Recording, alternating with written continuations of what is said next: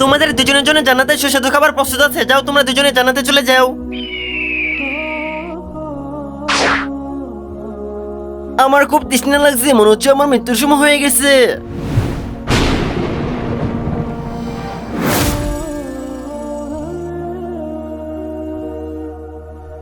বেটা, এই ফকিরকে কিছু টাকা দাও।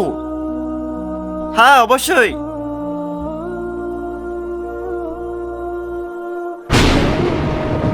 আরে এই গ্লাসের পানি কোথায় গেল?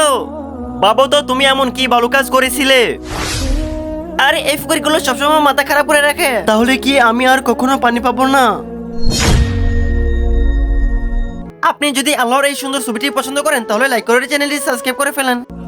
পানি অদৃশ্য হয়ে গেল না কেন? কারণ তুমি একবার মাটিতে পড়ে থাকা একটি রুটির টুকরো সম্মানের সঙ্গে তুলে রেখেছিলে।